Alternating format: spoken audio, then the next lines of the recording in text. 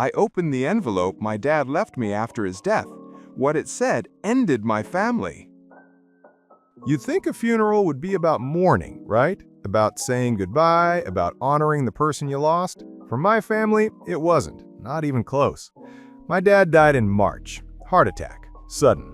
One minute he was out shoveling the driveway, because of course he refused to hire anyone, waste of money, and the next minute he was gone. I'd barely processed it when my phone started blowing up. Not condolences, not "are you okay?" just questions. Do you know where the will is? Did he ever talk to you about the house? Has he updated his accounts recently? That set the tone for everything that followed. There are 4 of us kids.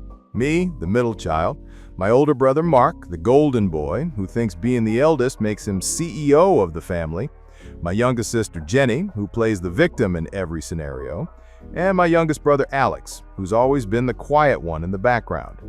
Mom's been gone for years, so it was just us. At the wake, people whispered about how tight-knit we all seemed. If only they knew. Behind the hugs and small talk, we were already circling like vultures. Mark kept pulling me aside, asking if Dad had mentioned the stocks. Jenny sobbed into tissues, but between tears, asked if I thought Dad would want her to have the lake cabin. Alex said almost nothing, which at the time I thought was grief, but later I realized was calculation.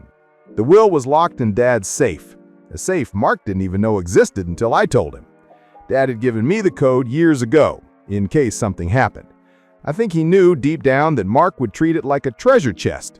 We scheduled a reading with Dad's lawyer. That's when everything detonated. We met at Dad's lawyer's office a week after the funeral. It was one of those beige professional suites with buzzing fluorescent lights and fake plants in the corners. The kind of place where wills are read and families implode. The lawyer, Mr. Grant, was a gray-haired man who looked like he'd been doing this job since the Civil War. He had that calm, measured voice that made everything sound official. He motioned for us to sit. Mark immediately took the chair closest to him, leaning forward like a king ready to claim his crown. Jenny sat beside him, sniffling into her sleeve. Alex and I sat back, quieter, but I could feel the tension in my shoulders. Mr. Grant adjusted his glasses and started. Dad had been thorough, of course. He divided personal effects, sentimental things. His tools were to go to Alex, his photo albums to Jenny, his old coin collection to me, something we'd bonded over as kids. Then came the big stuff, the house, the lake cabin, the savings, the stocks. That's when the room changed. Mr. Grant cleared his throat. Your father has stipulated that the house will be sold and the proceeds divided equally among his 4 children. Mark frowned immediately. That's not what he said to me. Mr. Grant continued as if he hadn't spoken. The lake cabin will be given in full to Jenny. Jenny gasped. Her sobbing stopped instantly. She sat up straight, eyes wide, a tiny smile twitching at the corner of her lips. Mark slammed his hand on the table. What? That's ridiculous. That cabin is worth twice what the house is. She doesn't even go up there. Jenny snapped. Dad wanted me to have it. He knew how much it meant to me. That's a lie, and you know it, Mark shot back. Mr. Grant raised a hand. Please, let me finish. Next, the savings. Roughly $150,000, split equally among us. Mark relaxed slightly at that, though he still looked like he'd swallowed glass. And then the stocks. Dad had invested for years, boring blue-chip stuff, but a lot of it, over $400,000 worth. Mr. Grant said, the stock portfolio will go entirely to Alex. Silence. Alex blinked, looked down at his hands, then back up. Wait, what? Mark's face went red. Jenny started shouting. This is insane! Why does he get everything? He's the youngest. He didn't even spend time with Dad. Alex shook his head. I didn't ask for this. Mark cut him off, voice booming. "This is fraud. Dad wouldn't do this. He told me I'd be executor. He told me the house and the stocks would go to me to manage. This isn't real." But it was real. The lawyer had the signed, notarized documents. Dad had changed his will only 6 months before he died. That's when the fighting truly began. Jenny was crying again, but this time out of anger, not grief. Mark was pacing like a caged animal, muttering about lawyers and challenges. Alex sat pale, stunned, staring at the table. And me? I just sat there, trying to make sense of why Dad had made those choices. And then Mr. Grant, almost as an afterthought, said, "There is one final note. Your father left a letter to accompany this will." He slid a sealed envelope across the table. My name was on it. The room froze. Mark lunged. "Why does he get the letter?" Mr. Grant said calmly, "Because your father wrote, 'Give this to my name. He will know what to do with it.'" I picked it up with shaking hands. And that's when I realized Dad hadn't just divided money. He'd left behind secrets. The envelope was heavy in my hands. Everyone was staring at me like the contents were a lottery ticket or a grenade. My heart hammered as I slid a finger under the flap. Inside was a folded piece of lined paper, written in Dad's scratchy handwriting. No lawyer language, no formalities, just him. I started reading aloud, but my throat tightened after the first line, so I read it silently, while the others sat in tense silence. "If you're holding this, it means I'm gone. And if you're holding it, it means I trust you the most. You've always been the one who listened, the one who didn't just want what I could give, but wanted to understand me. That's why I'm telling you the truth, and you can decide what to do with it." My palms were sweating. The truth? About what? The cabin wasn't mine to give. Not really. Years ago, when your mother was alive, I made mistakes. One of them was with her best friend, Laura. Jenny isn't just your sister. She's not mine by blood. I froze. My stomach flipped. Jenny? Not Dad's daughter? I kept reading, my hands trembling. Your mother knew it. We fought about it for years, but she raised Jenny as her own, and I did too. I loved her, even if she wasn't mine. That's why I gave her the cabin, because Laura's family helped build it, and because Jenny deserves to feel like she belongs to something. But the truth is, she is your half-sister. My throat went dry. I glanced up. Jenny was watching me, confused and patient. Mark was glaring. Alex just looked lost. I couldn't bring myself to read this part out loud. I went on silently. As for the stocks, I gave them to Alex because he's the only one who stayed out of the fights. Mark always wanted control. You wanted peace, but Alex never asked me for anything. I wanted him to have a chance at a different life. I know this will cause chaos, maybe even hatred, but I hope one day you'll all understand. My vision blurred. I folded the letter slowly, slid it back into the envelope, and tucked it into my jacket pocket. Jenny frowned. "Well, what did it say?" I opened my mouth. No words came. How could I tell her that the man she just mourned wasn't her father? That Mom had been carrying a secret for decades? That the cabin she thought was a gift of love was really hush money? Mark leaned forward, face red. "Read it out loud. If it's important, we all deserve to know." I shook my head. "Not yet." Mark slammed his fist on the table. Jenny started demanding answers. Alex just looked at me like he could already sense the weight of it. Mr. Grant, the lawyer, just adjusted his glasses and said, "It's your letter to share or not." We left the office that day more fractured than ever. And me? I carried the secret in my pocket, knowing it could burn everything to the ground the second I spoke it out loud. I lasted exactly 2 weeks before the secret came out. 2 weeks of carrying that letter in my jacket, folded and creased, like a live wire buzzing against my chest. At first, I thought I could keep it to myself, protect Jenny, protect Dad's memory, maybe even protect whatever fragile threads held us together as siblings. But secrets don't sit quietly. They rot. And this one was already festering. Mark was relentless. He called me almost every night, demanding to know what the letter said. Jenny begged me, sometimes through tears, swearing she had a right to know. Even Alex, who usually stayed neutral, asked me once, "Are you sure it's better not to tell us?" The breaking point came at dinner. Jenny had invited all of us over to her place, maybe trying to patch things up.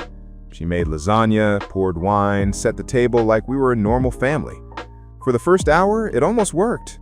We laughed about dumb childhood stories, remembered Dad's quirks, argued about football. Then Mark brought it up. Of course he did. He set down his glass and leaned forward. Enough dancing around it. The letter. What did it say? I froze. Jenny looked at me expectantly. Alex shifted uncomfortably. I said, "It doesn't matter." Mark slammed his fist on the table, making the silverware jump. "Bullshit. It matters. Dad trusted you with it, but that doesn't mean you get to hoard whatever he said. We deserve to know." Jenny's voice cracked. "Please, just tell us. I've been going crazy." I looked at her wide, desperate eyes, at the face I'd grown up with. The girl who used to sneak into my room during thunderstorms because she was scared of the lightning. And I thought, how can I look at her and lie for the rest of our lives? So I told them. I pulled out the letter, unfolded it, and read it out loud, every word. By the time I finished, the room was silent. Jenny's fork had clattered to the floor. Alex's face was pale. Mark's mouth hung open, then twisted into a cruel smile. Jenny whispered, "That's not true. He wouldn't say that. He wouldn't." She voice broke. Mark leaned back, smug. "Makes sense. Always knew you were different. Guess now we know why."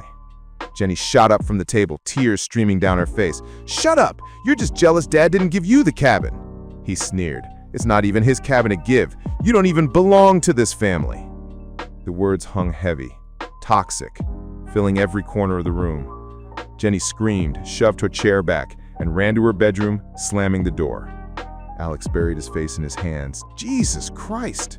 I turned on Mark. "You didn't have to say it like that." He shrugged, unapologetic. "Better she hears it now than later. At least now we know why Dad played favorites. Guess he had to buy her loyalty." I wanted to hit him. I really did. But I didn't. Instead, I grabbed the letter, stuffed it back in my pocket, and left.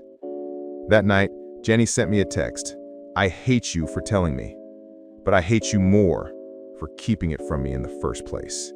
And that was the moment I realized Dad's will hadn't just divided money. It had divided us. Permanently. The days after that dinner felt like aftershocks. The earthquake had already hit, but everything kept trembling. Jenny stopped answering my calls. When she did reply to texts, it was with short, sharp words. "Leave me alone. You ruined everything." I wanted to tell her I'd been trying to protect her. The dad's words were the ones that hurt, not mine. But in her eyes, I'd been the messenger who pulled the pin and dropped the grenade. Mark, of course, thrived in the chaos. He called every relative, every family friend, spreading the story like wildfire. By the end of the week, cousins were texting me, asking if it was true Jenny wasn't Dad's. Mark had even reached out to the lawyer, asking if the revelation could invalidate the cabin being left to her. He was circling, waiting for his chance to pounce. Alex was the only one who stayed quiet. Too quiet. I assumed he was just keeping his head down the way he always did. But silence has weight, and I was starting to realize he was thinking more than he let on. The real battle started when the paperwork for the estate moved forward. Mark filed a formal challenge against the will. He claimed Dad had been of unsound mind when he made those changes. He cited the letter as proof, arguing that Dad's admission about Jenny's parentage was irrational and therefore called the entire will into question. Jenny, still reeling, refused to even talk to a lawyer. She was spiraling, hurt and furious, and Mark used that as ammunition. "See? She doesn't even care enough to defend it. She knows it's not really hers." I tried to reason with him. I reminded him that Dad was sharp as ever right until the day he died, that the lawyer himself had said Dad knew exactly what he was doing when he signed. But Mark didn't care about reason. He cared about winning. Weeks stretched into months. Lawyers, mediators, family meetings that turned into shouting matches. Holidays came and went with half the chairs empty at the table. Friends stopped asking me how I was doing because the answer was always the same: exhausted. The twist came when Alex finally spoke up.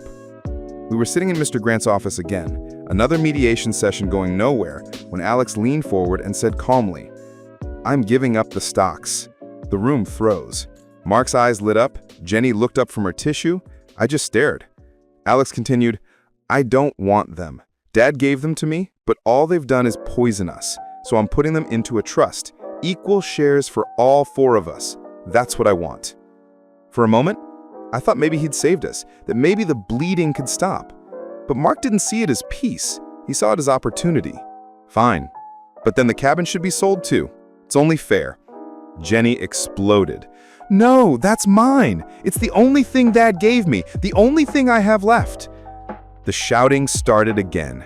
Alex went pale, realizing his gesture hadn't healed anything. It had just given Mark more leverage. Mr. Grant finally raised his voice for the first time in all those months. "Enough! This is not about fairness. This is about what your father wrote, what he signed, what he wanted. You may not like it, but that doesn't make it invalid." The room went quiet. In the end, Mark's challenge didn't hold. The will stood. Jenny kept the cabin. Alex gave up the stocks anyway, splitting them between us. Mark seethed, but took his cut of the house sale and the savings. I kept Dad's coin collection, the only thing that hadn't been tainted by greed and bitterness. But the damage was done. We don't speak anymore. Not really.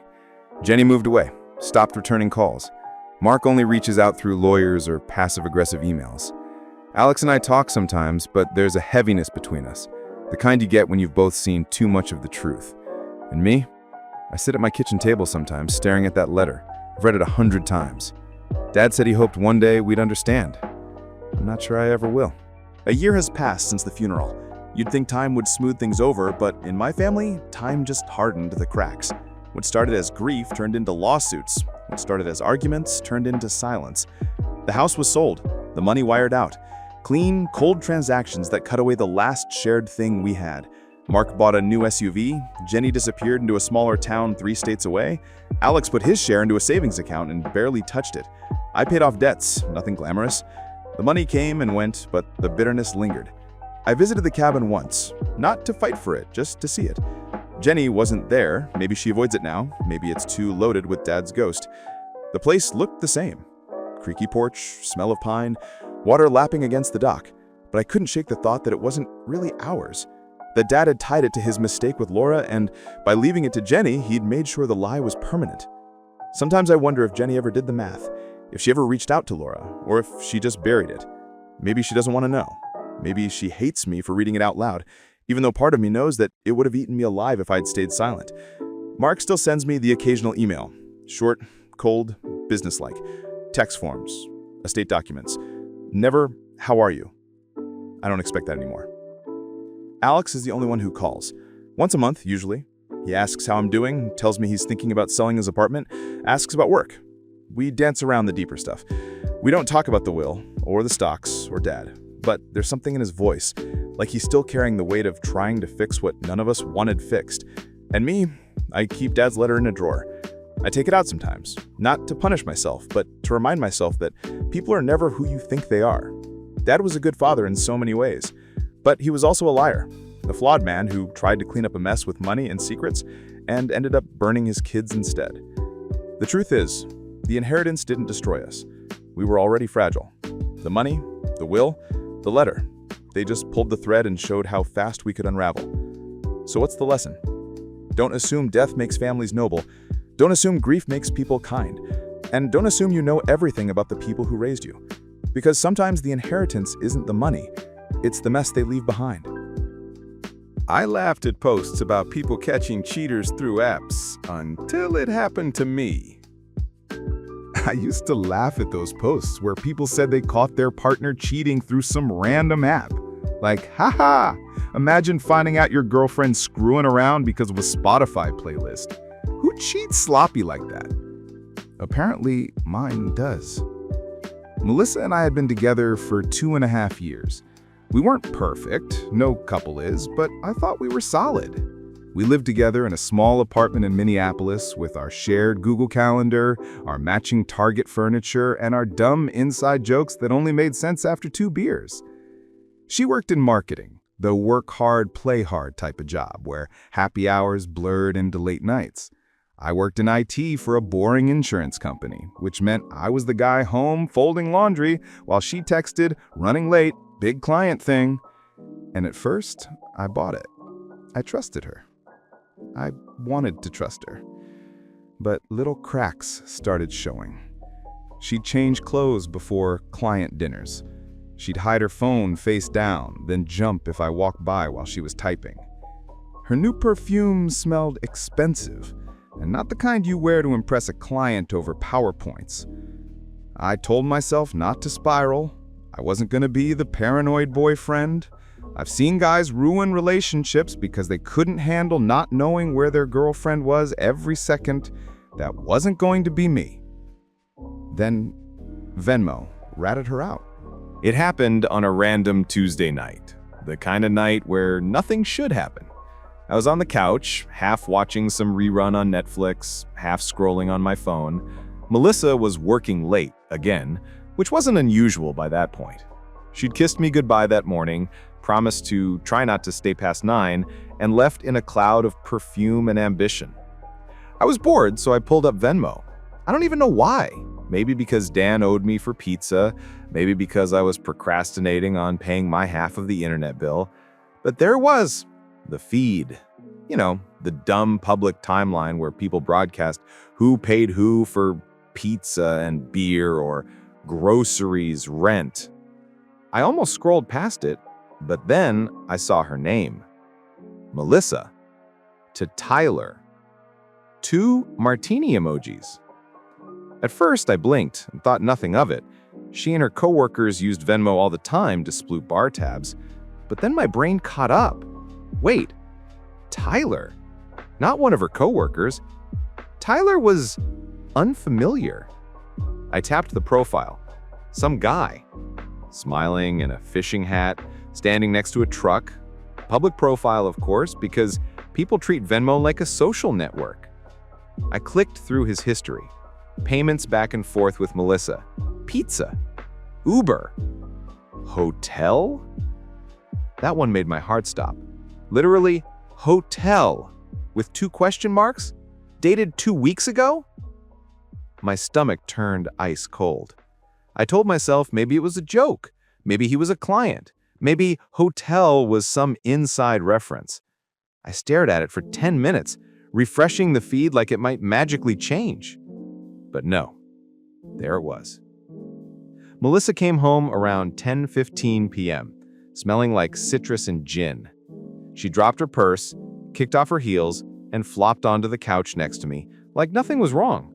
She kissed my cheek, asked what I was watching. My hands shook as I held the remote.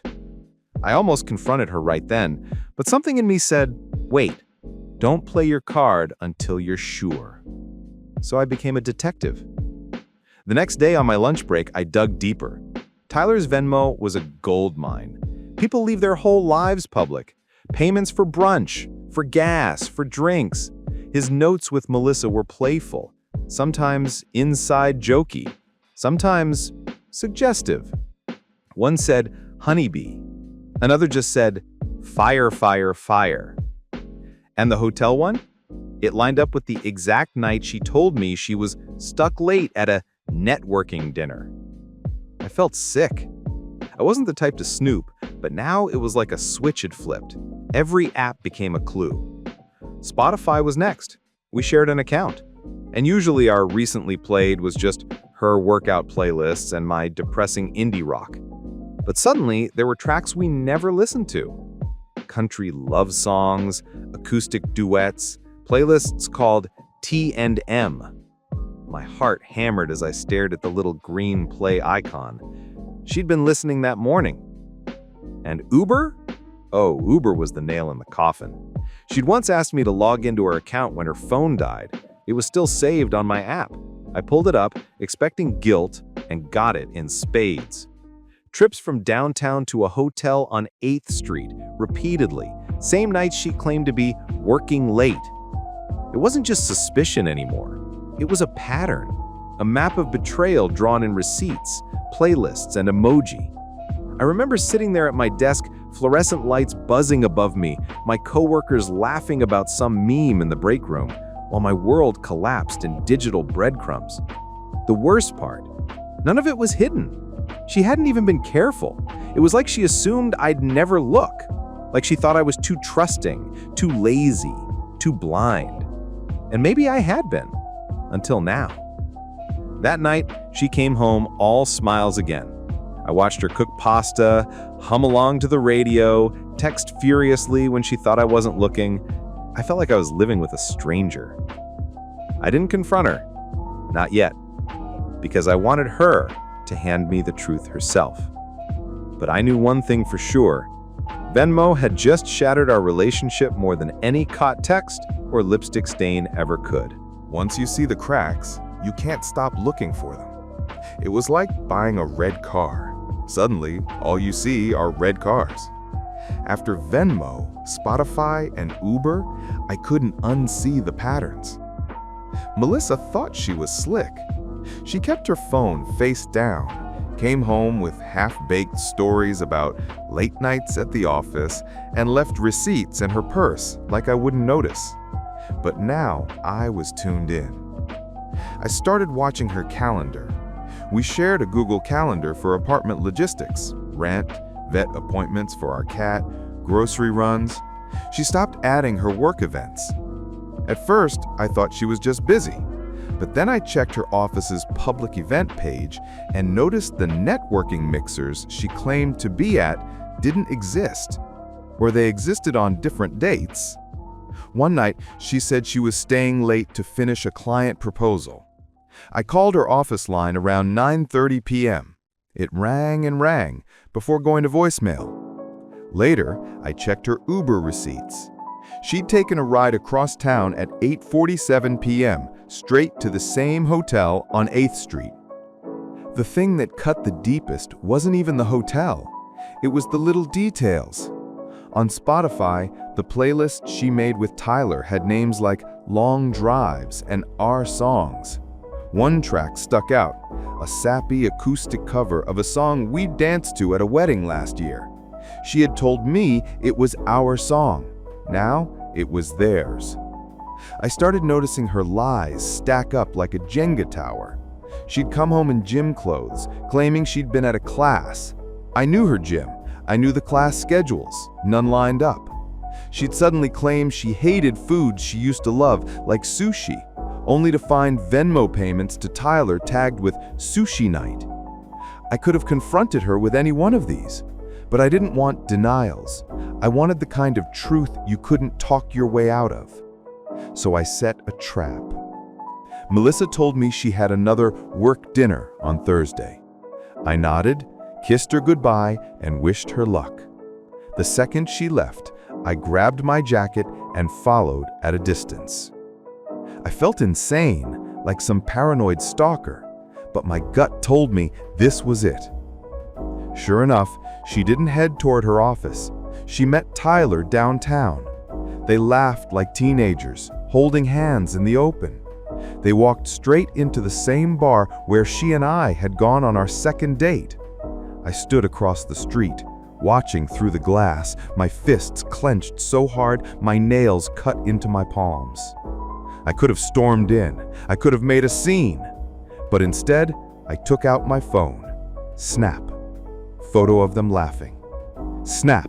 Photo of them holding hands. Snap. Photo of them kissing. It felt dirty, like I was betraying myself by documenting it. But I knew her. I knew she'd twist any confrontation into me being paranoid or insecure. This way, there would be no room for gaslighting. I went home before she saw me. She walked in around midnight, smiling, smelling of perfume and gin, humming as she put her heels away. She kissed my cheek and asked if I had eaten. I stared at her and said nothing. That was the hardest part, pretending everything was normal for one more night. Because the next day, I was going to end it. I barely slept the night before. I just lay there staring at the ceiling, hearing her breathing next to me. I kept replaying every laugh, every kiss, every time she told me she loved me, wondering which ones were real and which ones had Tyler's shadow hanging over them. By the time the alarm went off, I wasn't tired. I was wired, electric with anger and dread. Melissa got up like it was any normal morning. She hummed while making coffee, scrolled her phone, kissed my forehead, and said she had another long day ahead. I nodded, calm on the surface, but inside, I was ready to snap. I let her leave.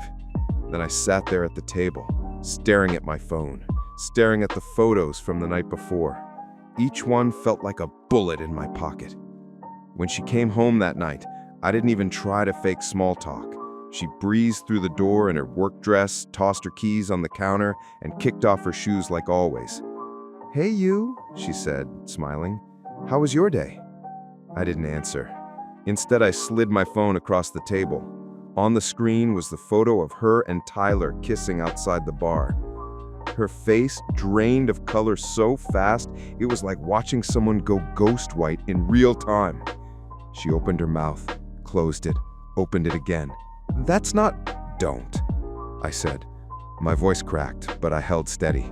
"Don't insult me with lies. You said you were working. You were with him. I know about the hotel receipts, the Venmo payments, the playlists, all of it. Stop pretending." For a second, she looked like she might collapse. Then something shifted. She straightened up, folded her arms, and tried to put steel in her voice. "Fine. Yes, I've been seeing him, but it's complicated. You don't understand what I've been going through." That hit harder than the confession itself, because instead of owning it, she was already rewriting it, casting herself as the victim, me as the distant boyfriend who didn't get it. I laughed, bitter, sharp. "Complicated? You were Venmoing him for sushi. You were making playlists with him. You used our bar, our song, our routines. That's not complicated. That's betrayal." Her eyes welled up, but I didn't feel sorry. Not anymore. "She didn't mean for it to happen." I slammed my hand on the table. "Yes, you did. Every time you texted him, every time you lied to my face, every time you got in an Uber to that hotel, you meant it. Stop acting like you tripped and fell into his bed." Silence hung heavy. The only sound was our cat scratching at the bedroom door, oblivious to the war zone outside. Finally, she broke. She sobbed, slid to the floor, and begged. Said she'd end it with Tyler, said she'd delete everything, said we could work through this. But I was done. I stood, grabbed the duffel bag I'd packed earlier, and slung it over my shoulder. She looked up at me, mascara streaking down her face. "You're just leaving? After everything?" "After everything," I said. My voice was low, steady, final. "I'm leaving because of everything." I walked out without looking back. That night, I crashed at Dan's again. Slept like a rock on his couch, the first real sleep I'd had in weeks. Because even though my life had just blown apart, at least I wasn't living a lie anymore. Walking away was the easy part. Staying away was harder. For the first week, Melissa blew up my phone like it was her job. Calls, texts, voicemails. Half of them were crying apologies. Half were angry rants about how I was throwing away what we had. She even showed up at Dan's place once, banging on the door until he threatened to call the cops. I didn't answer. At first, it was hard. 3 years of habit doesn't vanish overnight. I'd wake up and instinctively reach for my phone to text a good morning. I'd hear a funny story at work and think about telling her. My chest ached every time I passed her toothbrush still sitting in our bathroom. But then I remember the Venmo receipts, the Uber rides, the photo of her kissing Tyler in the bar where she and I had once laughed for hours on our second date. And the ache turned into anger. The first real curveball came from Tyler himself. About 2 weeks in, I got an email. Not even a text, an email. Subject line, "Man to man." It was pathetic. He rambled about how he and Melissa didn't mean for this to happen, how they'd fallen for each other, how he valued our friendship and hoped someday I could forgive him. He even tried to make it sound noble, like they were star-crossed lovers who couldn't resist fate. I didn't reply. I forwarded it to Dan, who responded by writing "what a clown" in all caps. That helped. The fallout with friends was brutal. Tyler had been part of our circle for years, which meant lines were drawn fast. A few mutuals tried the Switzerland route, saying they didn't want to take sides. But silence is a side. Others cut Tyler off immediately, disgusted. One friend actually texted me, "I always thought he'd pull something like this." Funny how people see red flags in hindsight. Melissa, though, didn't stop. She wrote me a long letter, old-fashioned pen and paper, left it taped to my apartment door. It was 3 pages of self-pity. She claimed Tyler had manipulated her, that she'd been confused, that she still loved me deep down. I read it once, shoved it in a drawer, and never opened it again. The truth was, I did miss her sometimes. Not her, not the liar she turned out to be, but the version of her I thought I knew. The one who'd sit on the floor with me, eating takeout, binge-watching dumb shows, laughing until our stomachs hurt. But then I'd remember the Venmo receipts, the Uber rides, the photo of her kissing Tyler in the bar where she and I had once laughed for hours on our second date. And the ache turned into anger. Months passed. Slowly, life stitched itself back together. I found a new apartment, smaller, but mine. I got into running, partly for stress, partly to remind myself my body could still carry me forward even when my mind dragged behind. I picked up guitar again, something I'd abandoned years earlier. Dan dragged me out to concerts, to trivia nights, to anything that reminded me I wasn't just the guy who got cheated on. The best part? The silence. No more waiting up for her to come home late. No more stomach dropping when her phone buzzed face down on the table. No more pretending not to notice. 6 months later, I heard through the grapevine that Melissa and Tyler had imploded. Apparently, he cheated on her too. I shouldn't have smiled when I heard it, but I did. Karma doesn't always come fast, but sometimes it shows up right on time. I never spoke to her again. Never spoke to him either. Deleted both of us from my life. Not blocked. I didn't want to waste the energy. Just erased. Looking back, it still stings sometimes, but mostly I'm grateful.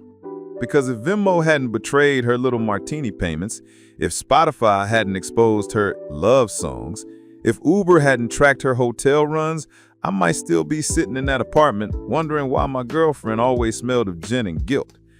Instead, I got the truth. Ugly, humiliating, devastating, but freeing. And freedom, I've learned tastes a hell of a lot better than martinis.